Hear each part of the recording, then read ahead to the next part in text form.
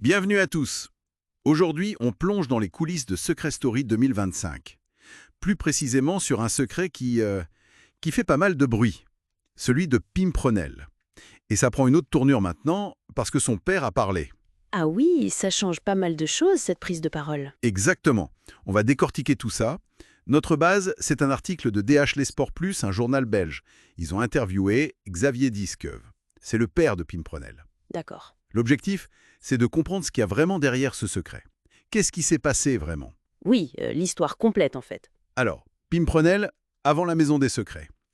Qui est-ce? Bon, c'est une jeune fille qui a fait de belles études en Belgique, l'IHCS, l'UC Louvain. Pas rien. Des bonnes références, oui.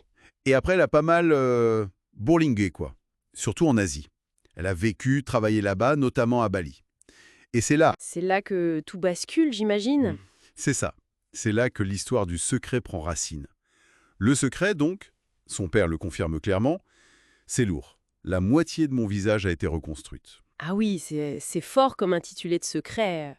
Ça marque. Carrément. Et l'origine de tout ça, un accident de surf. Assez violent, apparemment. En Indonésie, en 2023. Un accident de surf, d'accord. Son père parle d'une double fracture de la mâchoire. Il dit même, et je cite un peu, qu'elle était complètement défigurée. Oula. Oui, ça a dû être terrible. Traumatisant. On imagine le choc, oui. Et c'est intéressant parce que on avait eu des petits trucs, non? Sur ces réseaux, des publications un peu énigmatiques, une blessure à la jambe. Oui, exact. Et puis plus récemment, en mars, elle parlait d'un accident de scooter cette fois. On pouvait tout mélanger. C'est ça, on pouvait penser que c'était lié ou que c'était ça l'accident principal, mais là, le père remet les choses en place. Il est très clair, le gros accident, celui du secret, c'est bien le surf, en 2023.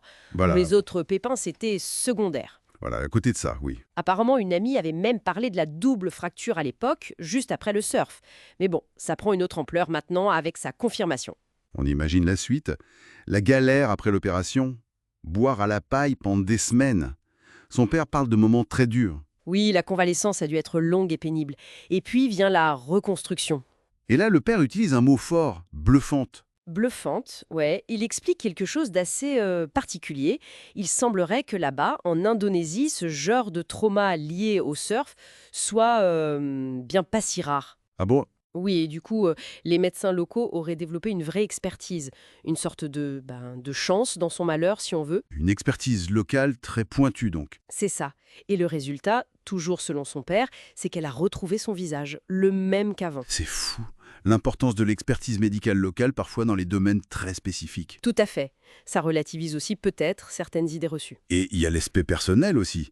Le père, Xavier Dieskeuve, qui est connu en Belgique, il est journaliste, cinéaste, il raconte qu'il a été complètement surpris par sa participation à Secret Story. Ah oui, il ne savait pas? Apparemment pas du tout. Il dit qu'elle est revenue en Belgique un peu précipitamment, juste avant le début. Ils ont eu un repas de famille, elle n'a rien dit, rien laissé paraître. Incroyable, le secret jusqu'au bout. Et c'est la mère de Pimprenel qui l'a prévenu par SMS, juste avant que ça commence. Ça montre bien l'ambiance secrète, justement, qui entoure ce genre d'émission, même pour la famille très proche. Donc si on récapitule un peu, on a ce secret quand même assez intense, Oui, reconstruction faciale, oui. lié à un accident de surf grave à Bali en 2023. Confirmé par le père, qui souligne aussi le succès de l'opération. C'est un sacré parcours quand même. Absolument. Et au-delà du jeu, de la télé-réalité, cette histoire elle nous dit quelque chose sur la résilience, non? Faire face à un tel traumatisme physique, c'est énorme. C'est clair. Et ça met aussi en lumière ce décalage qu'on voit souvent, entre l'image publique, très lisse, très contrôlée, Oui. et puis les épreuves personnelles parfois très lourdes, que les gens traversent en silence. Tout à fait. C'est souvent invisible, ces combats-là. Et bon, cette révélation, forcément, ça invite à réfléchir un peu. Comment est-ce que la connaissance d'une histoire personnelle comme ça, aussi forte, peut changer notre regard sur une candidate, sur sa participation à Secret Story? Oui, quelle perception on en a après. Voilà. Qu'est-ce que ça nous dit de cette frontière parfois floue entre la personne réelle, avec son vécu, et le personnage public qu'on voit à l'écran? C'est une pensée à méditer, je crois.